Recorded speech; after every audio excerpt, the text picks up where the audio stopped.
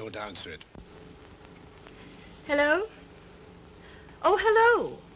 No, I haven't asked him yet. I will now. Wait a minute. Darling, you've got to help me. Sister wants a tutor for Alphonse. What, that brat? It's a waste of education. Tell your dear sister she's throwing money out of the window. Ah, now. Give me that.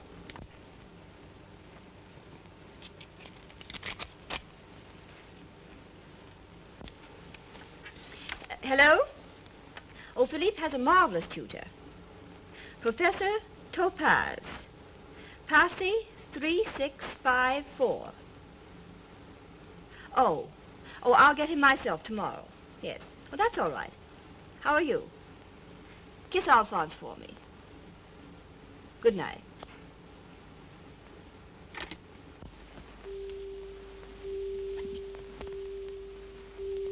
Sounds. What's wrong? I have to go. You don't love me anymore. Darling, I adore you. But you know as well as I do that I must get home to my wife.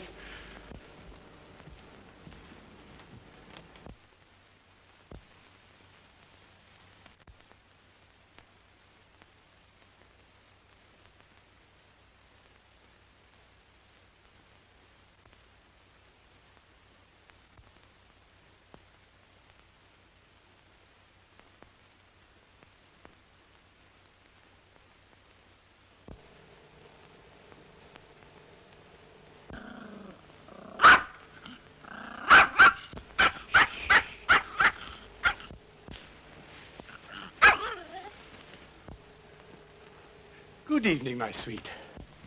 Where have you been? Exhausted, darling. I'm exhausted. I've had the most tiring day. As it was, I had to leave before the conference was over. Did you miss me? I've been almost out of my mind waiting for you. Hortense, I draw the line at sleeping with Max. Now, he has his own bed. Now you leave him alone. He's nervous. Oh, Philippe, I don't know how to begin to tell you. What? Promise me you'll control yourself. Darling, I'll be as stoical as a turtle. Something dreadful has happened to our son. Well, he'll outgrow it. Philippe de Latour, I'm talking to you. Come here at once. This is what the Stegg Academy thinks of your son. Charlemagne de Latour.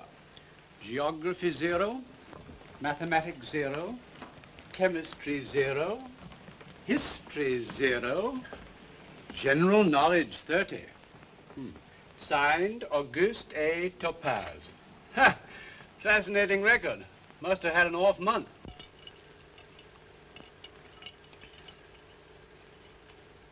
It's a plot against our child. A plot fostered by that creature, what's his name? Topaze. Topaze or not Topaze? That is the question. Ha! This is no time for joking. Has he been eating well? I demand that you see the Minister of Education. Darling, I doubted he could spare the time for tutoring. Oh, you'll drive me mad with your levity. Did I hear you call me, Mama? Yes, darling. How do you do, my fine scholar? I've just been looking over your astonishing record. Philippe, don't make the child cry. I won't cry, Mama. Oh, darling. Now tell your father what you told me. Well, I'm not the idiot that old Professor Topaze is. He... Go on, dearest. Don't falter. Well, he's a communist, and I can prove it. What?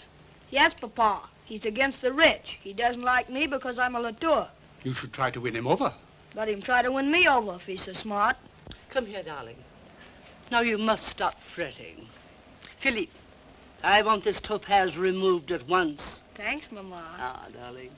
Does this monster ever beat you? Yes, all the time. Is that so? Where? Oh, my poor baby. Oh, you You heartless father.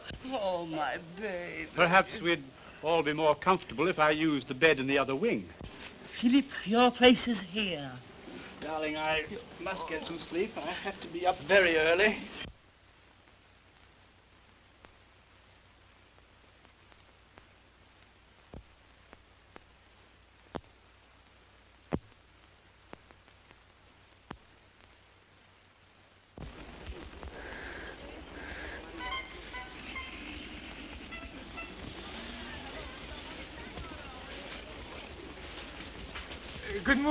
Good morning, Professor Topaze. That's a very fine odor you're giving the countryside, sir. You'll have to excuse me tomorrow, perhaps.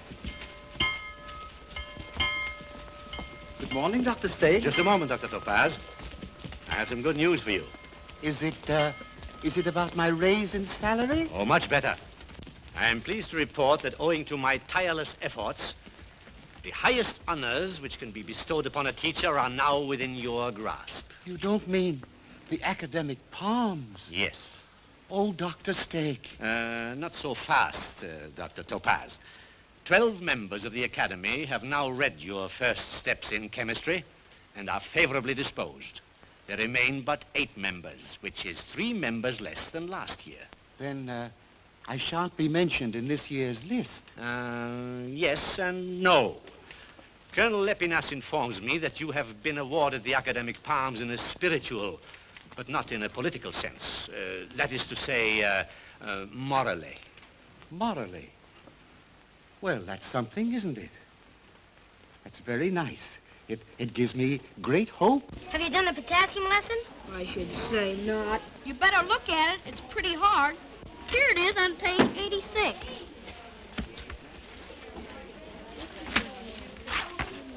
This is what I think of the lesson. Professor Topaze. Will you pardon me? I'm a very happy man, and thank you very much. Just a moment, Dr. Topaze. You left the electric light burning in your classroom all last night. Oh, I'm sorry. How could I have done that? Carelessness. You shall have to deduct 7 francs from your monthly stipend. 7 francs. What a pity.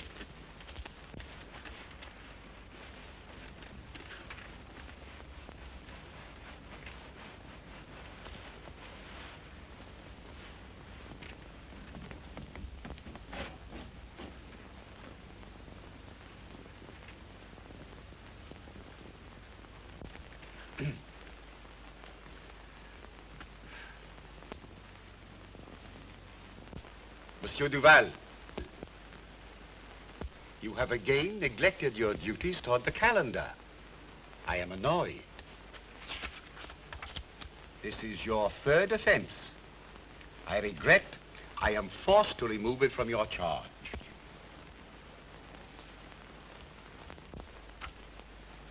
Monsieur Durand, in recognition of your good marks, the calendar is entrusted to your care.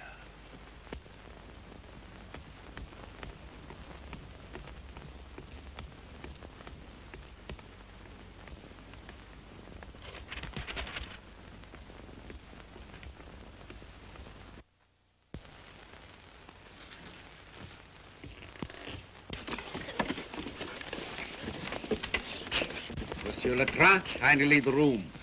Morals and deportment.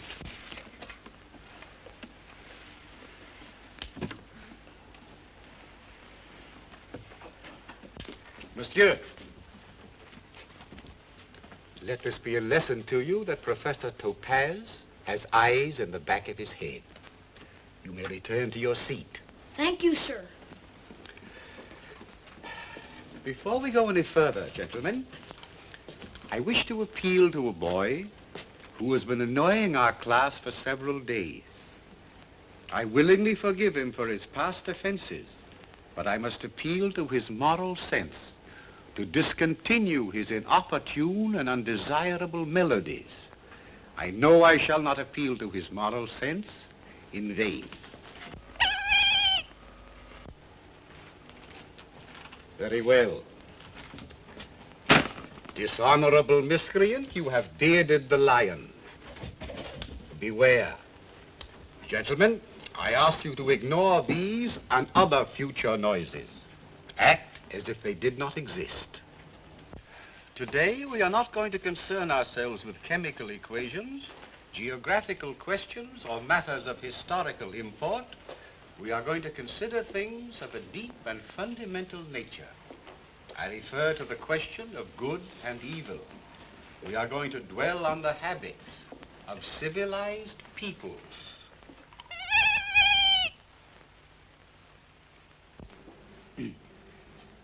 Let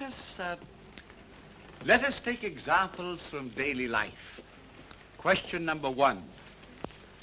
What must one be to succeed in life? Monsieur Tranche-Bobine. To succeed in life, one must be... honest. Honest. Correct. Eminently correct. One must be honest, but what else? Honest, but what more?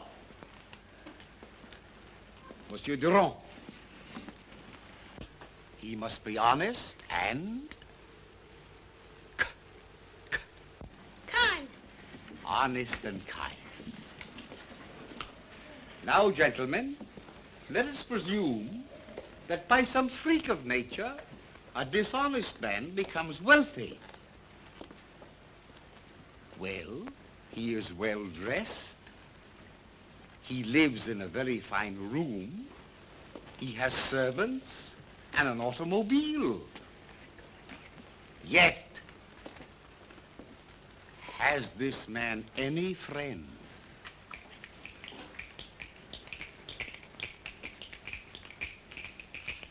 Monsieur Latour. Yes, lots. Ah, so, you think this man has friends? I know he has. And pray, why has he friends? To ride in his automobile. No, my dear Monsieur Latour. Those are not friends. Such people, if they existed, would be merely vile parasites. The man we are describing has no friends. The people who knew him before, learning that his fortune was not legitimate, would flee from him as from a plague. What does he do? He moves into another mansion. Possibly. But, may I ask, would he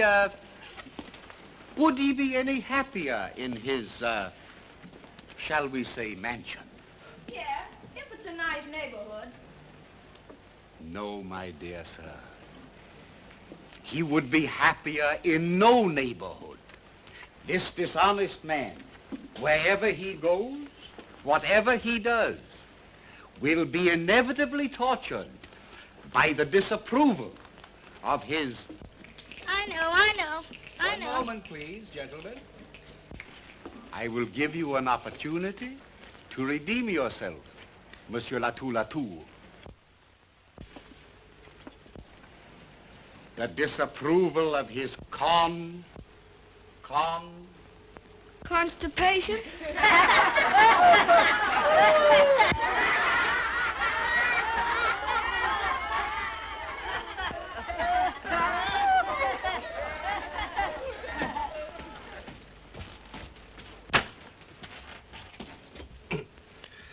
Monsieur Latour, I choose to think that idiotic reply was not a weak attempt at humor, but a definite lack of intelligence.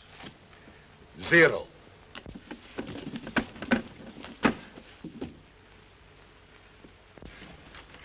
This dishonest man would be troubled by the disapproval of his own conscience, and so worried night and day, pale, ill, fatigued, in order to find peace at last. He distributes among the poor his entire fortune as a sign that he has at last understood that ill-gotten gains are not worthwhile. And money does not bring happiness. Exactly.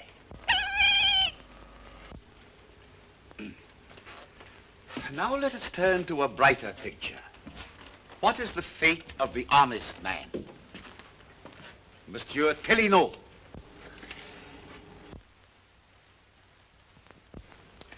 What is the state of the honest man's mind at the end of his day's work? He's exhausted. Have you forgotten what I have so often taught you in this class? Is work tiring? Monsieur Cordier. No, sir. Work tires nobody. Only laziness is tiring. Laziness is the mother of all vice. Excellent. Monsieur Cordier, you will have 100.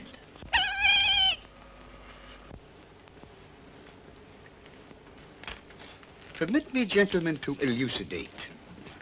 Let us presume our honest man is a businessman. He will refuse to misrepresent his product. He will scorn unmerited profit and be rewarded by the esteem of all who know him. If a war breaks out and he has the good fortune to be wounded, he will be instantly awarded a decoration by his government. Aha! So, you were foolish enough to mistake my kindness for weakness, my patience for blindness. My young friend, the velvet glove conceals a hand of steel. You see that hand? If you resist it, it will break you. Monsieur Latour, stand with your back in the corner. Your back to the class. You are now an object of derision and shame to your comrades.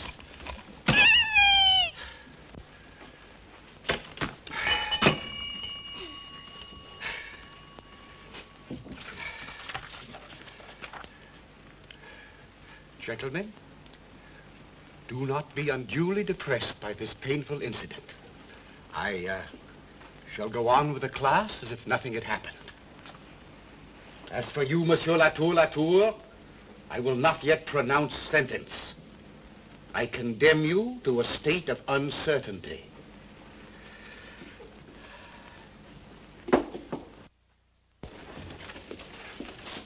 Dr. DeBath. What is it? Bring your report cards to Dr. Stegg's office at once. Does Dr. Stegg know I'm in the middle of my class? At once?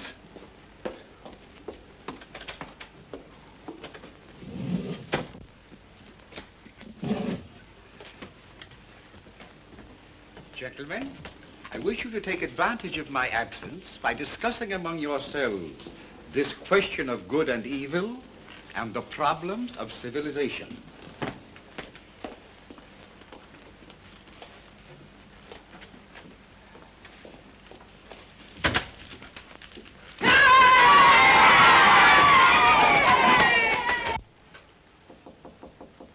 Come in. Close the door.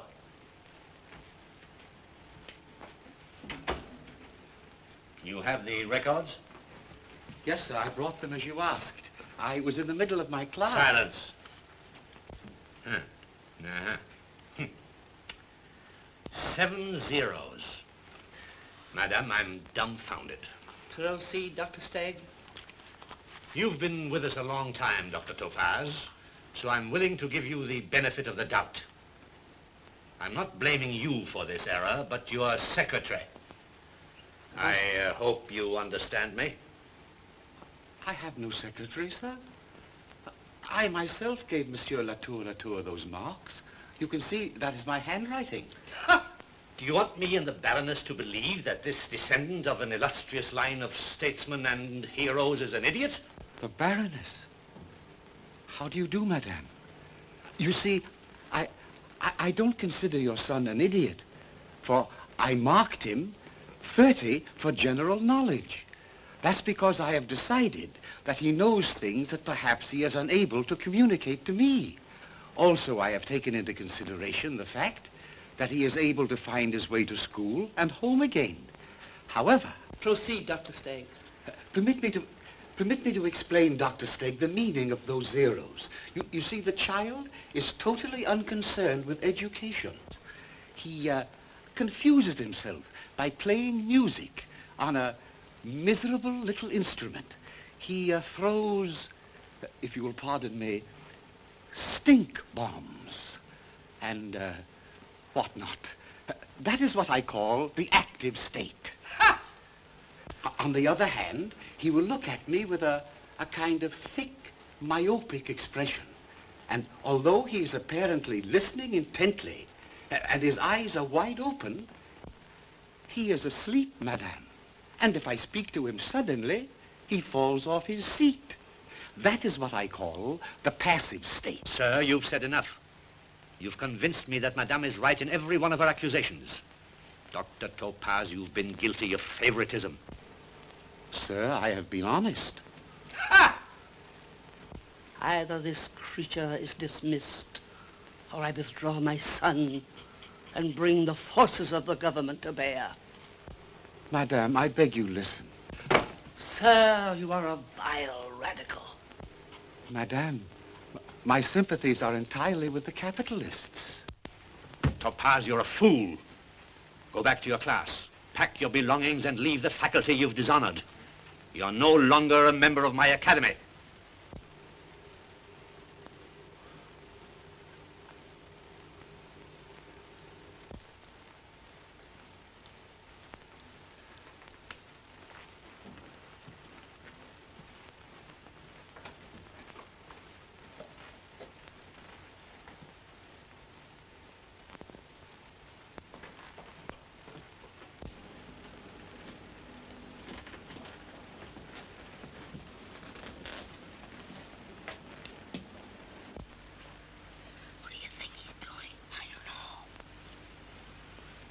Gentlemen, I wish to assign you your lesson for tomorrow. You will come prepared to go further and more exhaustively into the subject of good and evil, basing your course of inquiry on these noble philosophies. Class is adjourned for a brief recess.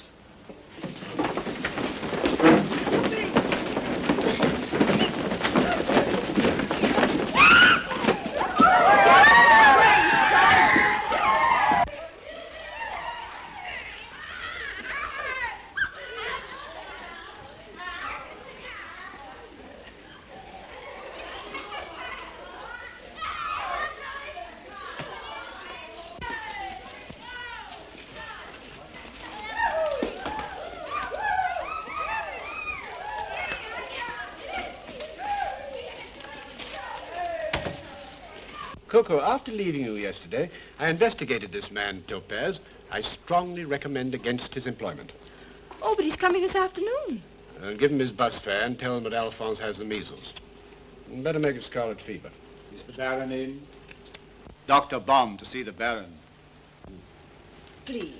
No business this evening. My dear, that's the chemist from our bottling works. I'm naming a new water after him. Sparkling Baum. Send him in. I must be nice to him, Coco. Dr. Baum lends his name to this concoction of ours and makes it possible for the public to believe in it. He baptizes the water, so to speak. Madam, good evening. Baron, good evening. Doctor, good evening. Sit down, Doctor.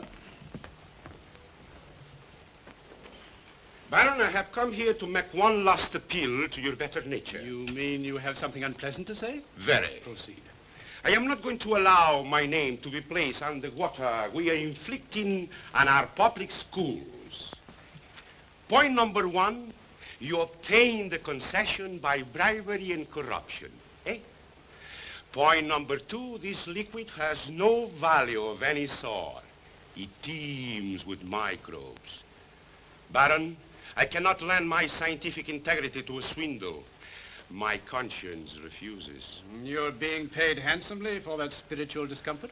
As long as you confine your deception to reasonable limits, I was willing to condone matters.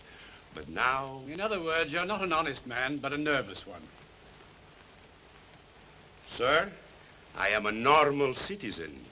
Exactly. I ask you to reconsider this swindle against the schools of the nation. You're also asking me to throw away some millions of francs, my dear doctor, as a sop to your cowardice. I grant you we are misrepresenting our product, and that it is a liquid totally unbeneficial to its consumers. On the other hand, our advertising will convince people that it is good for them, and once being convinced, they will be improved by its consumption. Sophistry. Baron, I resign. I will not allow my name to become a symbol of corruption. My dear doctor, I hope you won't regret your sacrifice. Never. Madame, good evening. Baron, good evening. I leave this house an honest man. Ah, then let me be the first to congratulate you. I don't think you handled that so well. I could have induced him to stay in a minute by offering to double his 30 pieces of silver. Why didn't you? You can't sell the water without some sort of scientist endorsing it, can you? I dislike and distrust men who are always offering to resell their honor. Bomb's a fool. You've always said that was the sort of man you wanted. No, I was wrong. What I want is an idiot. Either a thorough scoundrel or a complete idiot. And I don't like scoundrels. They're too competitive. But idiots are hard to find, I should think. Oh, no, not in the scientific world. So let us pray, darling, that Providence sends us an idiot. Mademoiselle Darfeuille, whom shall I announce? Professor Topaze.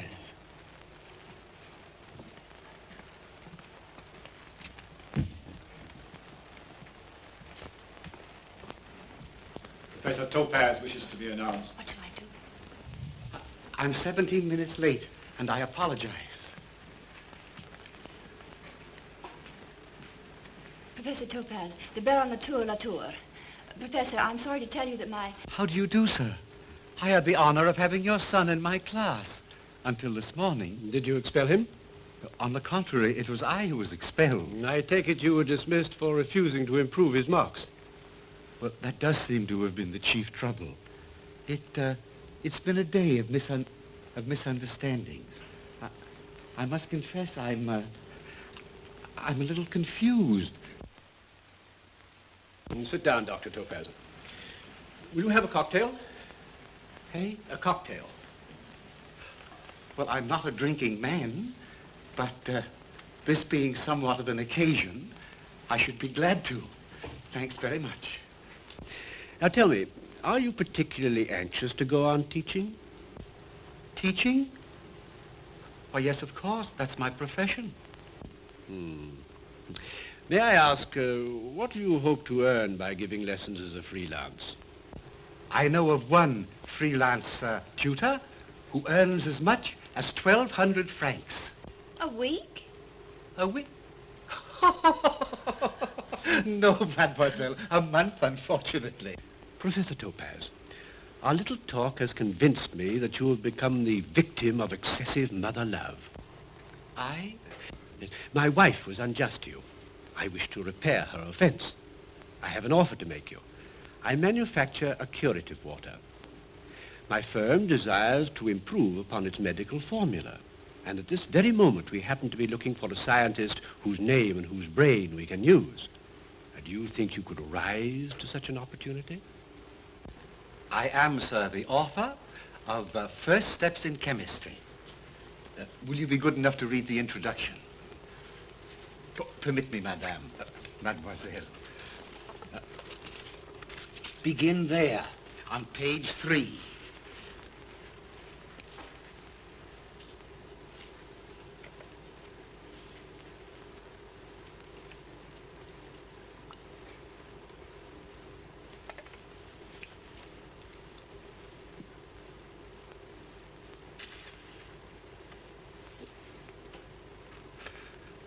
Biscuit, sir?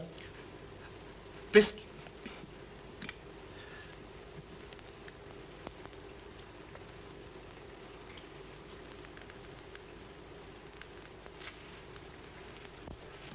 This is splendid. Professor Topaze, Before we talk business, I'd like to ask you a few questions. Indeed, sir. To begin with, have you a family? Alas, no. I'm quite alone in the world. And women? What about women? Women?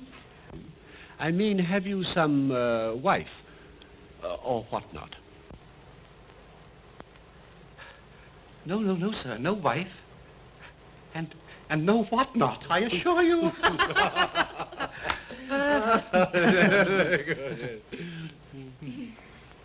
Well, then with whom do you usually associate? Well, I sometimes see an old army friend. He's become a waiter in a cafe now, poor chap. Professor, Providence sent you here. I'll not take no for an answer. I engage you.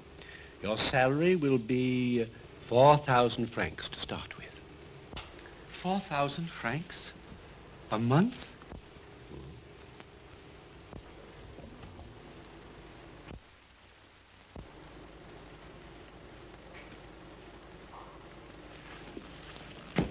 Monsieur le Baron de Latour, I see through your little plan. Sir? You can't take me in this fashion. I may be a simple man, but I am not blind. I refuse your offer. May I ask why? Because it is not in my nature, sir, to accept charity. My dear Professor, charity is the furthest thing from my mind. You see, not only will I derive a handsome profit from the medical formula you invent and endorse, but I shall also be using your name as a slogan. The beverage shall be known as Sparkling Topaze. Ah, splendid. Now, no more nonsense, Professor. You're my consulting chemist and head of the Latour Chemical Works.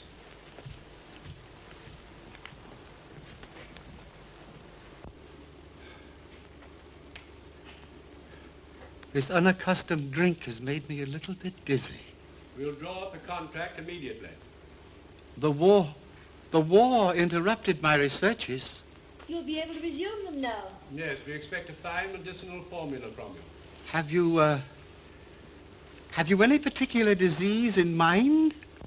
No, just a general laxative, tonic, and health builder for the school children of the Republic.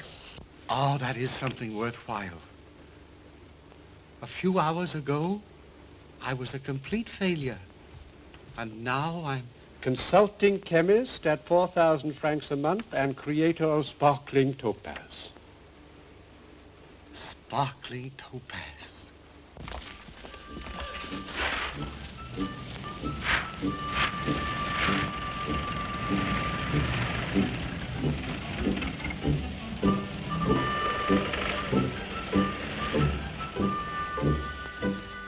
Doesn't he know you have been selling tap water to the whole nation under his name and with his endorsement? He knows nothing.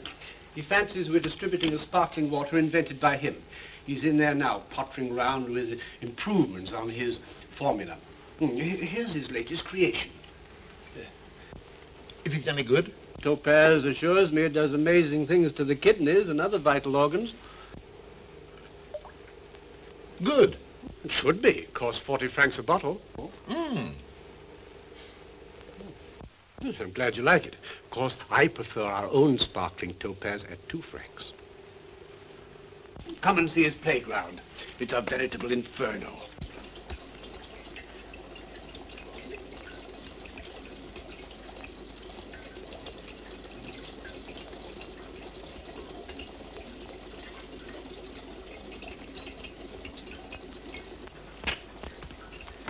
Professor Topaze, this is my friend, Henri de Fairview. He's a very prominent politician. Oh, how do you do, sir? Ah, Professor. I never met any politicians, but I've always admired them from afar. You've seen them at their best. Why don't you two go outside where you belong? We were quite happy without you. Permit me, sir, to show you a drop of the water formerly manufactured for the Baron.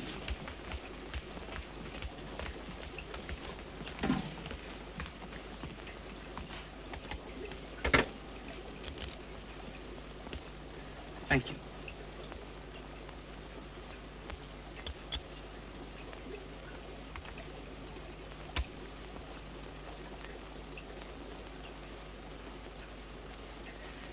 Will you look through there, sir?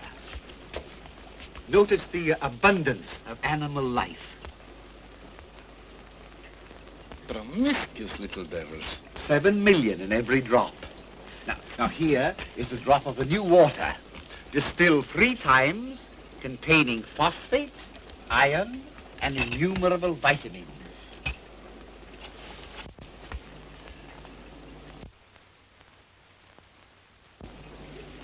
Like a diamond. Thank you, sir. I will now give you an even more fascinating proof. I have here some pieces of prepared paper. Now, watch me, gentlemen. I will dip one in ordinary water. You notice it turns purple and exudes a most unfortunate odor. That is due to its acid imperfections. Now observe. I dip the other in our new grade of sparkling topaz. It remains totally unaffected. Marvelous. Thank you, sir. I will now show you, pardon me, I will now show you the improvements I have made on the new germicide.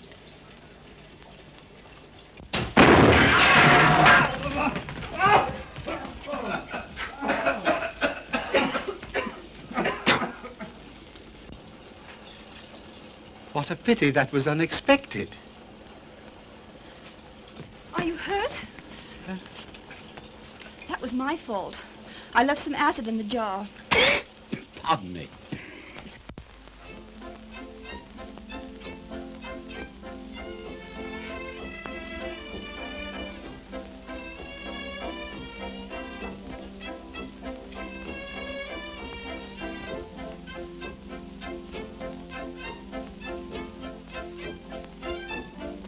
Your coat, sir?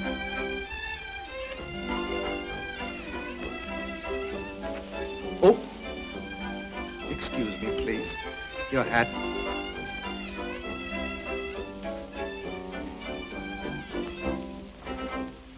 Monsieur le baron, voulez-vous me suivre? Oui.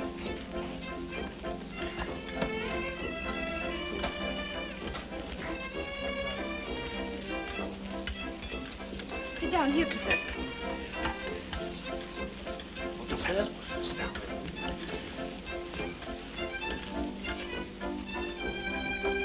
Oh, may I? Look.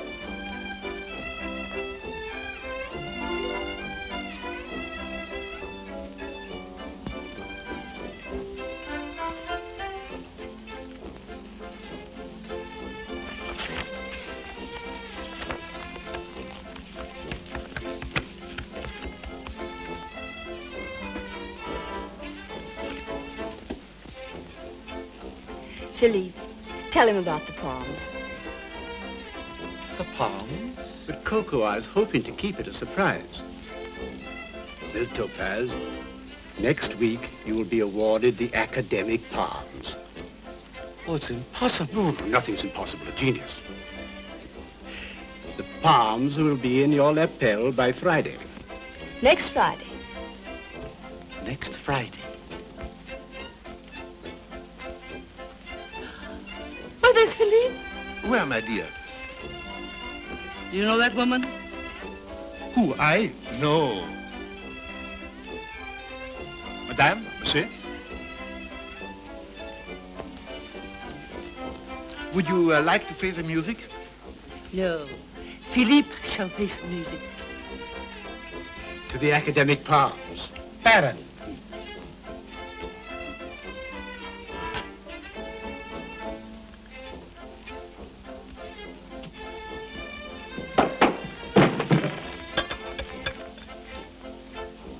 Well, Philippe, you seem somewhat surprised. At what? I'm delighted. This is an unexpected pleasure. Permit me. My wife, Dr. Topaze and Madame Topaze. Madame Topaze, delightful. Who did you say? My wife, Professor. How do you do? Topaze. The name sounds familiar.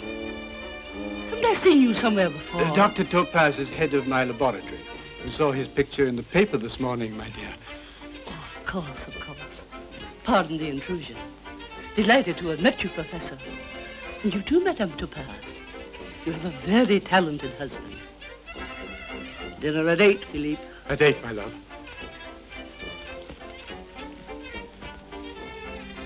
She didn't recognize me. Excuse me. Oh, please, my dear. What's the matter? Baron, I'm afraid you hurt her feelings. You shouldn't have called her Madame Topaze, even in jest. Goodbye, my dear Professor. Let's go with her. We must lunch together again soon. Well, Maxie, darling. Mademoiselle, I'm so sorry you must overlook it. I can't. Nobody looking at you would think for a moment you were Madame Topaze. It's ridiculous.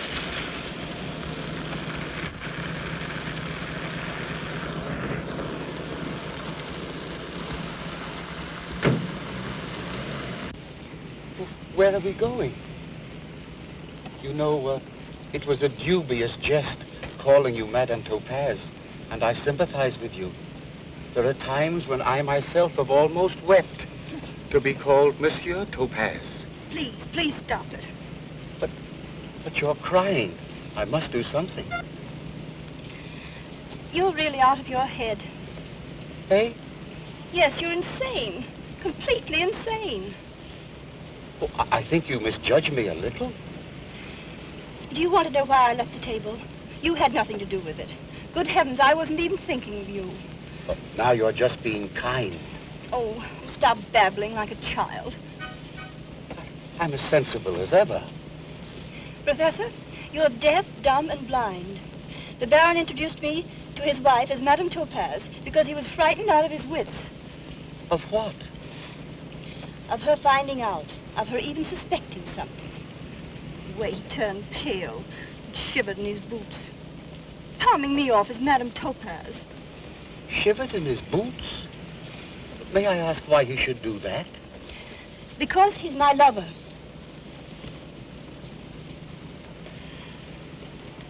Oh, you're jesting. About what, for heaven's sakes? About your relations with the Baron. Do you mean to tell me you hadn't known? What's the matter? Nothing. You must forgive me.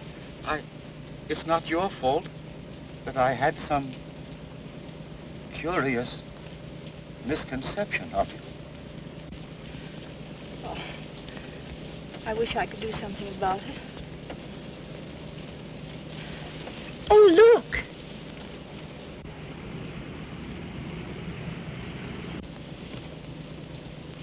You're no longer a little schoolmaster. You're a great man now. I don't feel like a great man.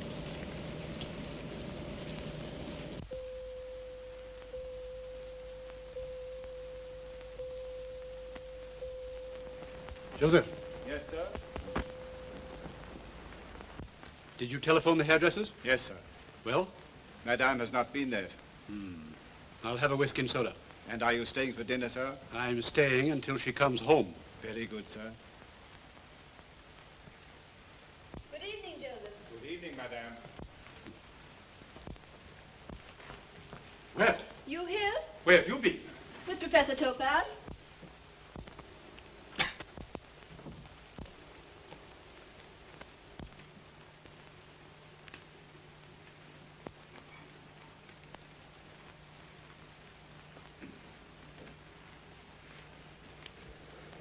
Just a moment, Topaze. You seem a trifle nervous, monsieur. I am. Sit down.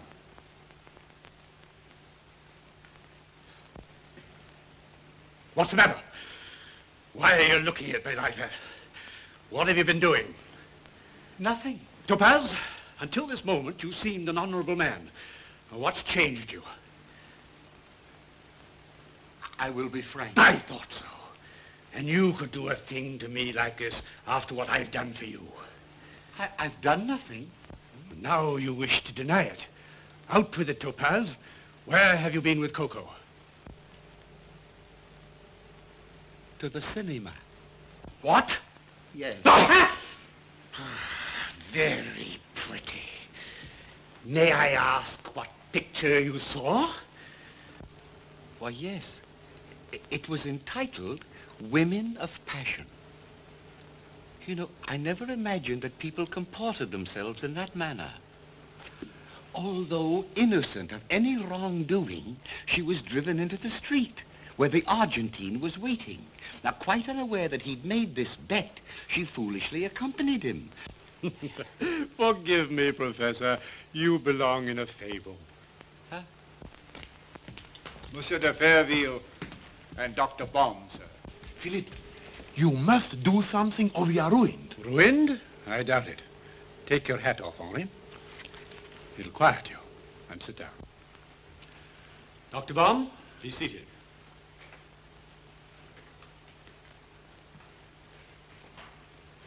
Will you excuse us for a few moments, Dr. Topaze?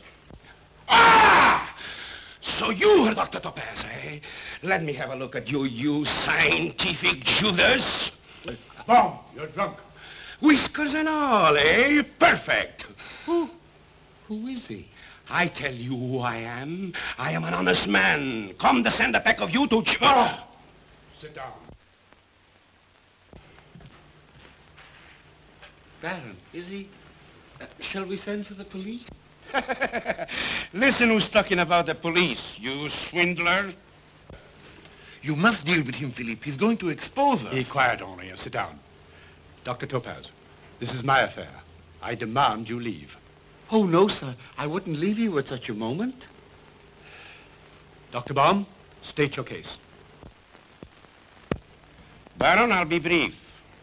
100,000 francs in cash, or I expose you dishwater. What dishwater?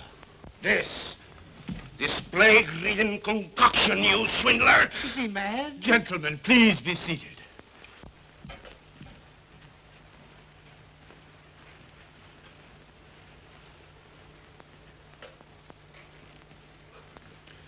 May I trouble you, Henri? File 3, draw 12. Your visit, Dr. Baum, is not entirely unexpected. So you'd like 100,000 francs for your goodwill? Yes. And here, my foolish fellow, are what in melodrama are known as the papers. I am in no mood for jokes. Allow me. It is my turn to be objectionable. In 1924, a certain Emile Winkleman was employed as superintendent of the charity hospital at Marseille. A short, squat, peculiar-looking fellow with what is known as an Assyrian beard. Are you listening, Dr. Baum? Don't go. I'll be brief.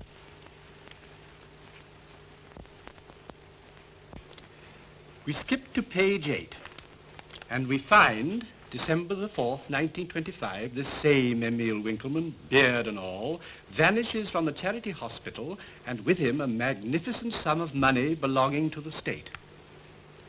There's a great hue and cry, but Emile is never seen or heard of again. However, on September the 22nd, 1927, there arrives in Paris a short, squat, but smooth-shaven fellow with a pigmentary mole on his right cheek, who soon finds employment as a chemist, and under the name of... So you intend to blackmail me, huh? With the greatest of reluctance and only in self-defense. Baron, you're the most impudent scoundrel that I ever known. Dr. Baum, I'm impervious to flattery. As for you, you sentimental swindler, enjoy your ill-gotten gains, while in your sin. But the world knows what you are, a fake, a thief. Topaze is a thief. Put that in your sign. Topaze is a thief. Topaze is a thief.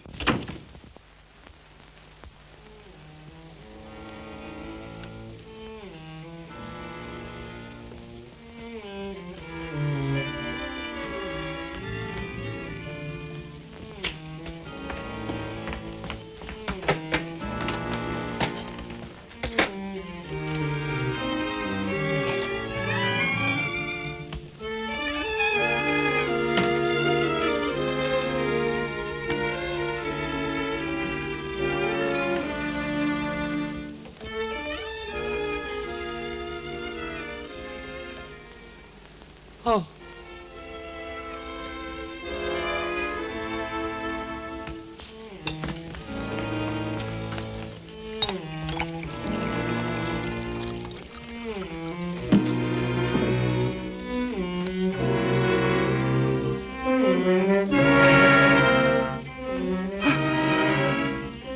Impossible.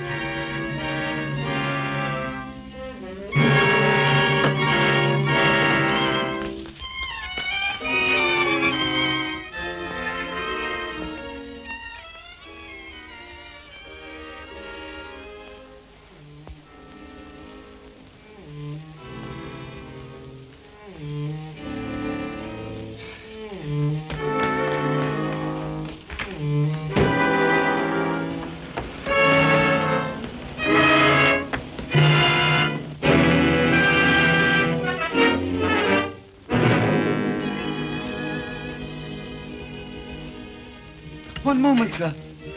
Pardon me. Dis donc, nom de Dieu, quelle m'a foutu là? Je vais t'appeler la police, là, hein? Oh, sale!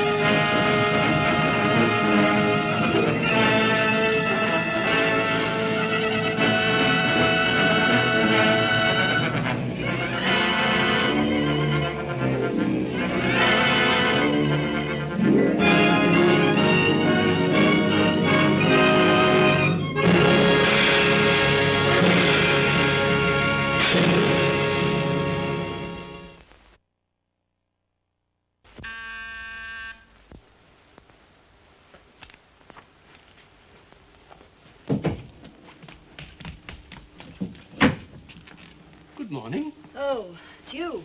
Yes, it's always me. It's a gorgeous day.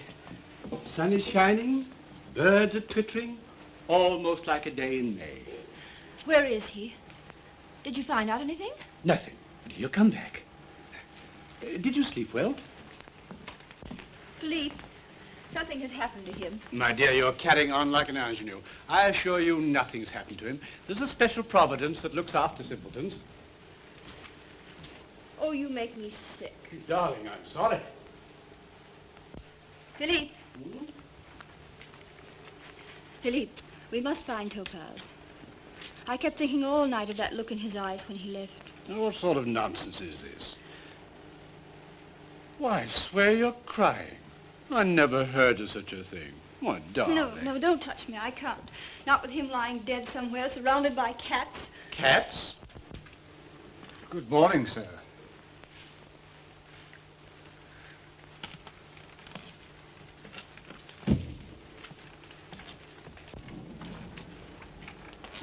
Auguste, you're hurt.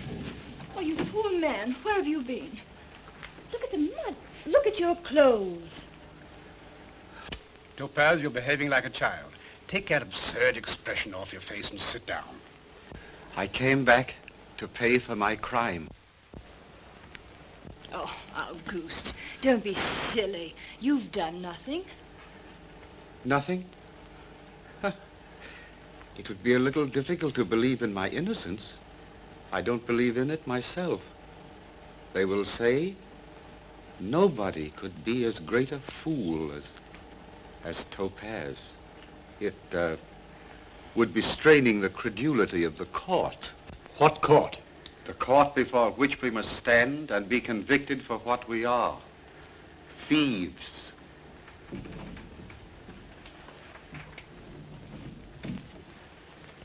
Some people to see Dr. Topaze. Who? Quite a delegation, sir. Some are in uniform.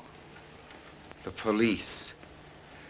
Tell them I'm ready. Just a moment. I'll see them. Oh, here we are. Henri, bonjour, mon colonel. Colonel. So you came back to share our fate. Yes. You silly creature.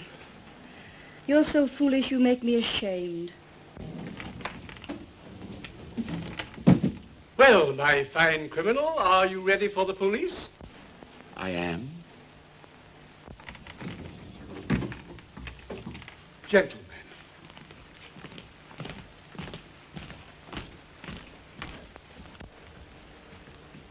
Professor Auguste Topaze, the representatives of the Republic.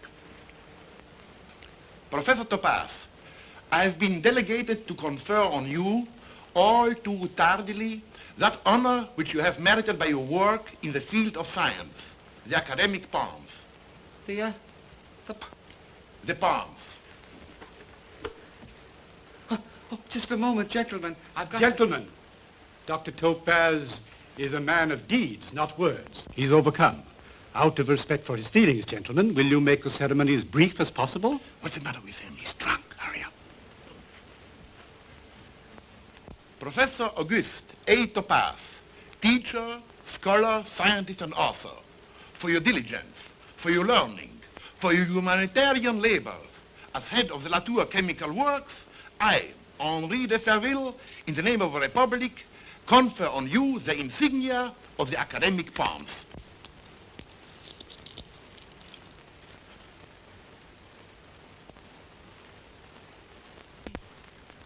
Count de l'Espinasse, First Assistant Head of Bureau of Awards and Merits. Professor Antoine Bouillon, Second Assistant Head of Bureau of Awards and Merits. Monsieur Hector Tenet, Third Assistant Head of Bureau of Awards and Merits. Colonel Robert Chateauneuf de Pep, Colonel Timoleon de la Rochefontaine, Assistant Commissioners of Scholastic Awards and Merits. Congratulations, my dear Professor. You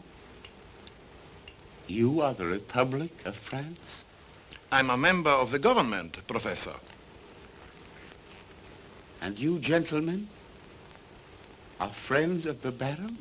Not only friends, my dear Topaze, but business associates. Oh, I see.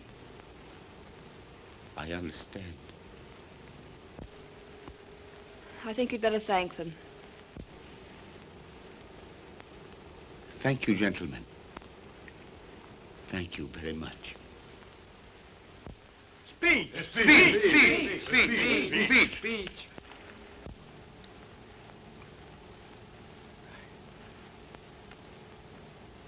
I can merely say I have dreamed for many years of this honor. I always thought it would be the happiest moment of my life when it came, if it ever did come. In fact, I wrote out a speech long ago. It's in my laboratory now, expressing my true feelings. But it wouldn't fit. It would sound too humorous. I am afraid I have outgrown that oration in the last few moments. So you will forgive me for not speaking it.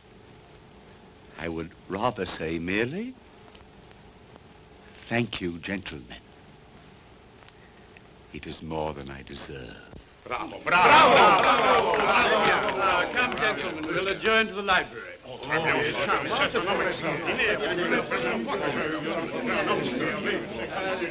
Joseph, some champagne.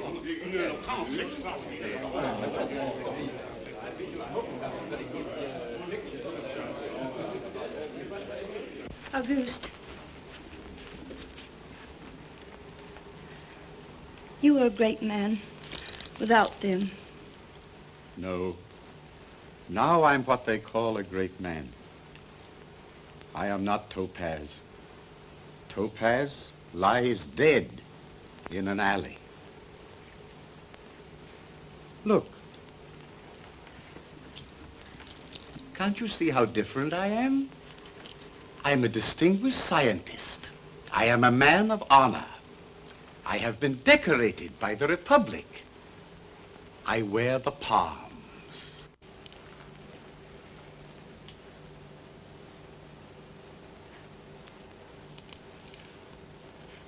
Coco, do you know of a good barber?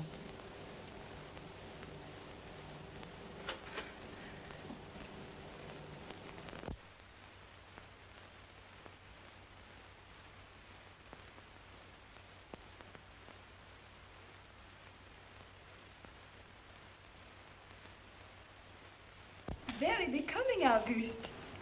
Do you like it? Ravishing. Perfect.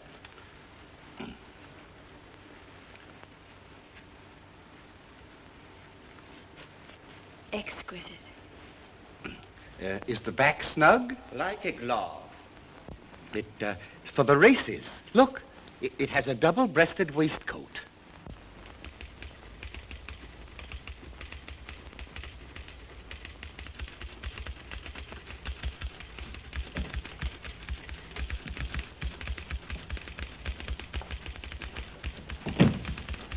I trust you're comfortable, sir? Oh, you do, eh?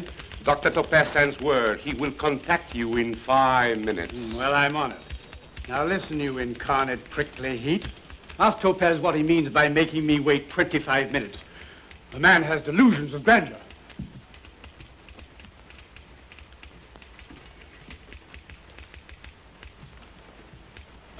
Dr. Stegg? Yes? It is now a matter of 20 minutes to a half an hour. Tell him we are quite comfortable. Thank you. Gentlemen, patience. Oh, dear. I've been waiting here 35 minutes. I've been here over an hour. What a busy man. Oh, no, I just pretend I'm busy. I flutter in and out constantly and keep barking. You know, if one has time to listen to people, they have no respect for one. One must be, elusive.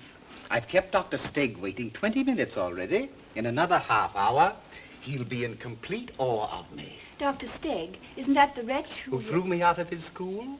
It is. Now he wants me to honor him by attending his graduation exercises this afternoon and distributing the prizes among his pupils. Fancy.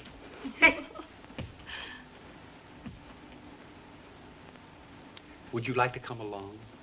Oh, that'll be fun.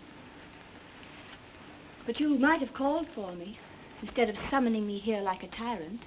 It's better manners. My dear Coco, in a crisis, one omits a bow or two.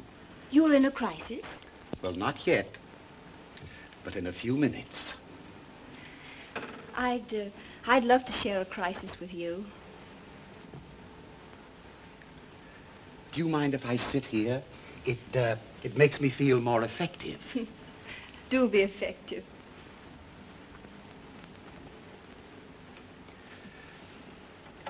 Send the Baron de Latour in, please.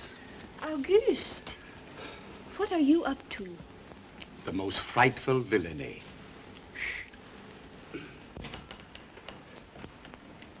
I'm sorry to have kept you waiting. I don't mind humoring you, Topaze, but don't overdo it.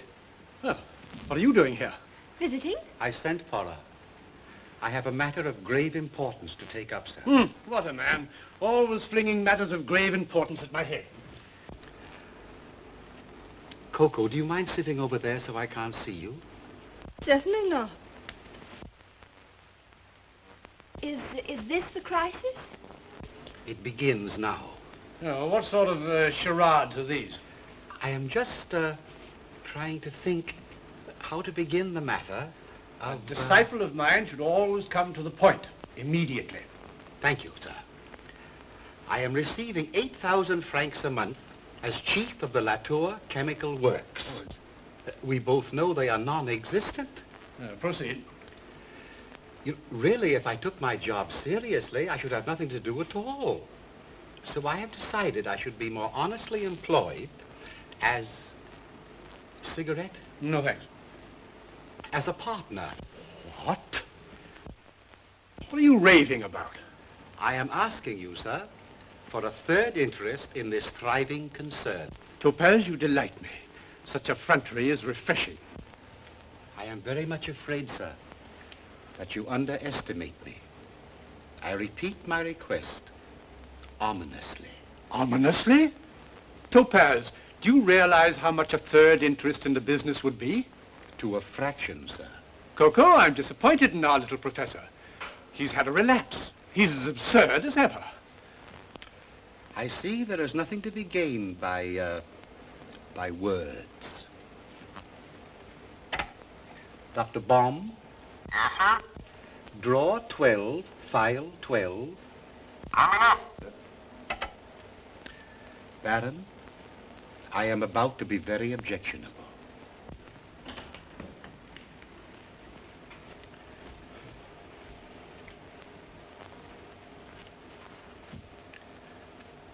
Here, as they say in melodrama, are the papers. You will find written out here a complete report of your relations with Coco. Dates, sayings, and doings. Oh. Your stock in this firm is in your wife's name. And your wife, if I may say so, is a very formidable woman. When she reads this fascinating data, her subsequent antics are easy to imagine. You're the most impudent scoundrel I've ever known. Sir, I am impervious to flattery.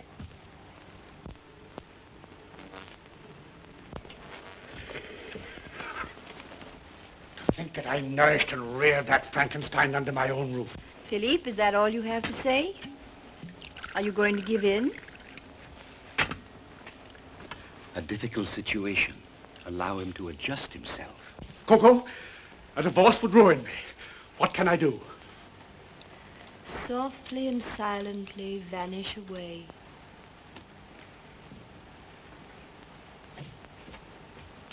I have taken the liberty of drawing up a partnership contract. Blackmailer. A pen, sir.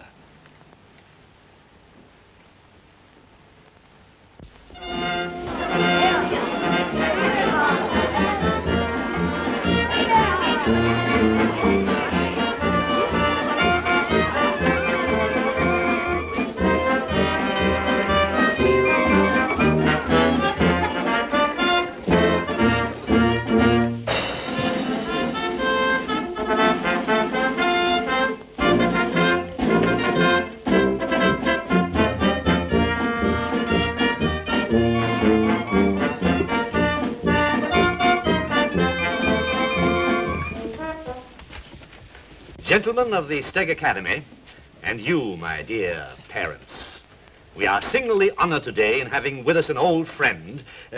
I'm sure we can all call you friend. An old friend whom I've induced to return to the scene of his first success. Silence, if you please. Gentlemen, nobody realizes more than I that this is the great day of your lives. I wish to announce that in addition to the prizes which are to be awarded to the individual students for their diligence and brilliance in individual subjects, the Academy this year has selected for its banner pupil, its model of intellectual youth, none other than Monsieur Charlemagne de la Tour.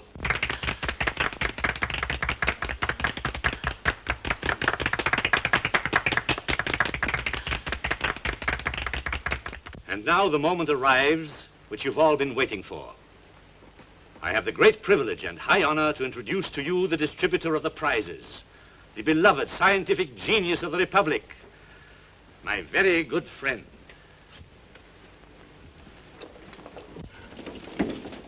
We welcome you back, Dr. Topaze.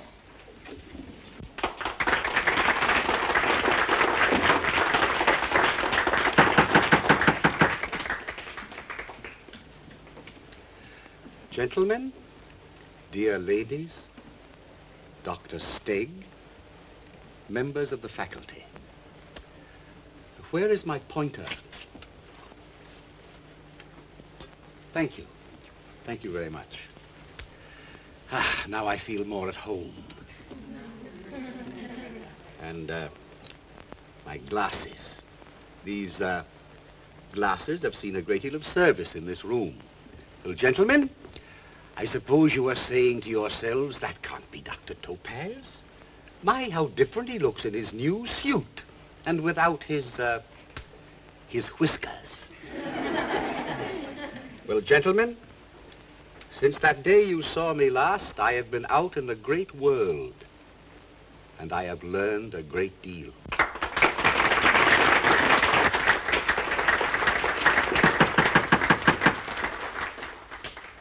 You have noted, gentlemen, that I have changed. But it pleases me to see that here nothing has altered. The mottos, they are all the same. Like yourselves, I studied them a long time, and I learned to know them well. But my dear children, I have something rather sad to tell you. It will surprise you to know that, unlike the lessons you have learned here, in the outside world, honesty is not always rewarded. Very true, sirs, very true. I can even say, Dr. Stegg, that villainy often receives more applause than virtue. Gentlemen, the world that lies outside that door is a most upside-down place. You will be shocked someday when, full of maxims, mottos, and education, you behold injustice triumphant and wrongdoing receiving the rewards which should be given only to the virtuous. Doctor, please, you forget yourself. Dr. Stegg thinks I am forgetting myself. Alas, I remember myself too well. Gentlemen, regardless of what the world outside is like, within these walls, which are still dear to me, injustice shall not triumph, nor wrongdoers be rewarded. I have been instructed to deliver the highest school honors for diligence, deportment, and talent to one Charlemagne de la Tour. Monsieur de la Tour, kindly step forward.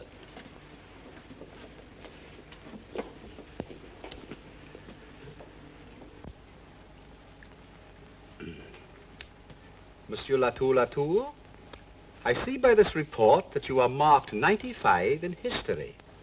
May I ask you a question? What can you tell me about the 3 Punic Wars? There were 3 Punic Wars. During the first Punic War, You don't seem to know much about the first Punic War. What can you tell me about the second Punic War? After the first Punic War came the second Punic War. The second Punic War. Let us proceed to the third Punic War. After the first Punic War came the second Punic War. And after the second Punic War came the third Punic War. A very scintillant deduction. Proceed. During the third Punic War... They burned Carthage. They burned Carthage. They had a war. 0, 0, 0. You may return to your seat.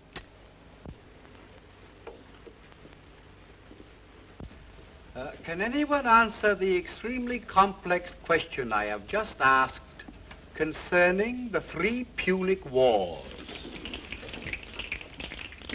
Are you sure you all know? First Punic War, 264 BC.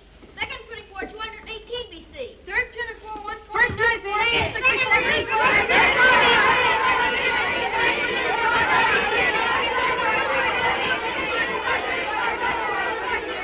Excellent. Excellent. Excellent. Thank you very much. Have you the prize, Dr. Stegg?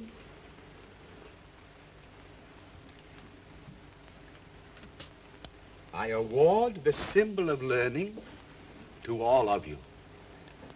I give it you with the request that when you have entered the world and witnessed there the strange evidences of amazing injustice, you will remember that once at least through the unworthy hand of Professor Topaze, virtue triumphed and honesty was rewarded, as read the mottos on these old walls.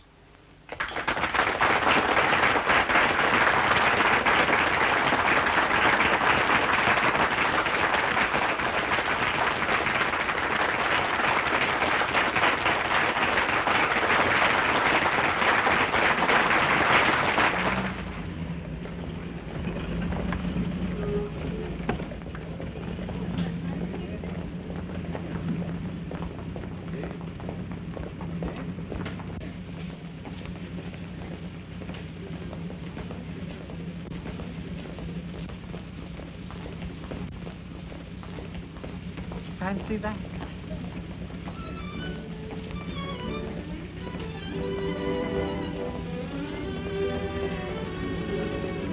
Back at 11.